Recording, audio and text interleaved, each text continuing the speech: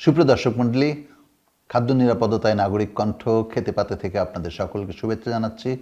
আপনারা যারা আমাকে শুনছেন এখন কিংবা আগামীতে যারা শুনবেন, দেশে এবং বিদেশে যে যেখানে আছেন, আপনাদের সকলের জন্যে একরাশ শুভেচ্ছা ও ভালোবাসা নিয়ে আমরা খেতে পাতের পক্ষ থেকে আজকে একটি গুরুত্বপূর্ণ বিষয় অর্থাৎ খাদ্য নিরাপত্তায় পরিবেশসম্মত কৃষির যে গুরুত্ব সেটি আপনাদের সামনে তুলে ধরব। থাকুন আমাদের সঙ্গে। দর্শক মণ্ডলী, আমরা সকলেই বাঁচবার জন্য খাদ্য গ্রহণ করি। খাদ্য আমাদেরকে মানসিক এবং শারীরিক শক্তি যোগায়।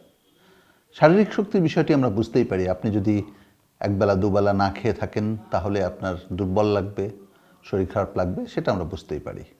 কিন্তু মানসিকভাবেও খাদ্য কীভাবে প্রভাবিত করে সেটা নিয়ে হয়তো অনেকের মধ্যে দ্বিধা থাকতে পারে, অনেকের অস্পষ্টতা থাকতে পারে। আমরা অনুরোধ করব যে আপনারা একটু চিন্তাশীল হবেন। আমাদের এই ক্ষুদ্র অনুষ্ঠানে সবটা ব্যাখ্যা করা সম্ভব নয়।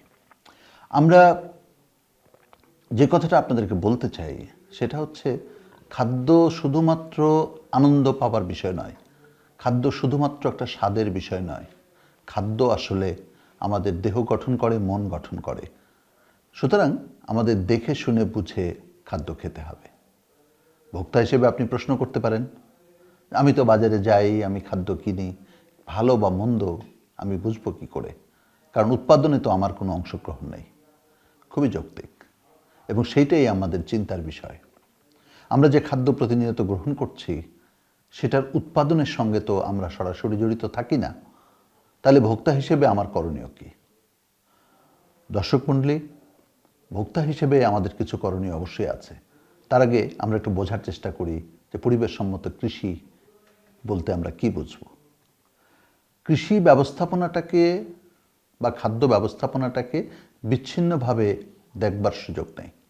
উৎপাদন থেকে শুরু করে প্রক্রিয়াজাতকরণ হয়ে আপনার খাবার টেবিলে আসা পর্যন্ত বেশ কয়েকটি ধাপে আমাদের এই কর্মটি সম্পন্ন হয়।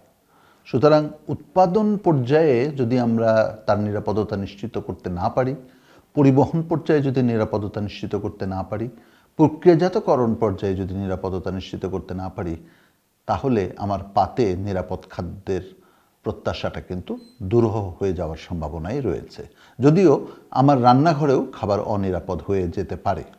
যাই হোক, আমরা পরিবেশসম্মত কৃষি বিষয়ে আজকে আপনাদের সামনে যে কথাটা বলতে চাই সেটা হচ্ছে যে পরিবেশসম্মত কৃষির শুরু হয় হচ্ছে মাটি দিয়ে।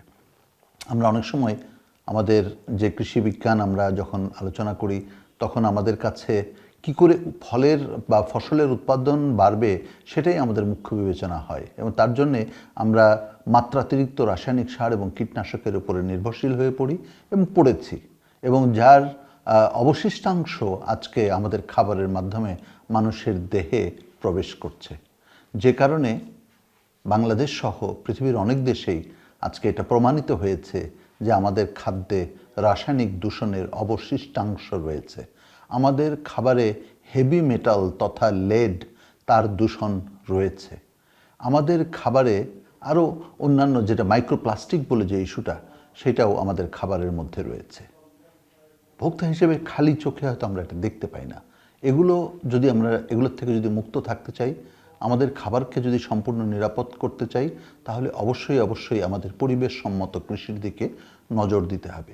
পরিবেশসম্মত কৃষি হচ্ছে সেই কৃষি যেখানে মাটি থেকে শুরু করে উৎপাদনের প্রতিটি স্তর, প্রক্রিয়াজাতকরণের প্রতিটি স্তরে পরিবেশ ভাবনাটাকে কেন্দ্রে রাখা হয়, পরিবেশ সুরক্ষার বিষয়টিকে বিবেচনায় রাখা হয়, এবং সামগ্রিকভাবে খাদ্য নিরাপত্তা তখন নিজে থেকেই নিশ্চিত হয়ে যায়। সুতরাং আমরা যখন বলছি অ্যাগ্রো ইকোলজির ব্যবহারটা বাড়াতে হবে, তখন নিঃসন্দেহে আমরা পরিবেশসম্মত বা পরিবেশ সুরক্ষা রেখেই আমাদের খাদ্য উৎপাদনের কথা বলছি। ভোক্তা হিসেবে যদি আপনারা দাবি তোলেন, ভোক্তা হিসেবে যদি আপনারা সবসময় ওই জিনিসটি খেয়াল রাখেন যে কোনটা নিরাপদ পরিবেশে তৈরি হয়েছে, আপনি যদি একটু চোখ কান খোলা রাখেন, দেখবেন আপনি জানতে পারবেন। এবং আপনার পরিচিত যারা উৎপাদনের সঙ্গে জড়িত আছেন, খাদ্য উৎপাদনের সঙ্গে, তাদেরকেও আপনারা সবসময় এই পরামর্শ দিন, এই অনুরোধ করুন যেন পরিবেশসম্মত কৃষির অনুশীলন তারা করে এবং তারা যেন খাদ্য নিরাপত্তার অনুশীলন করে। তাহলেই আপনার পাতের খাবার নিরাপদ হবে।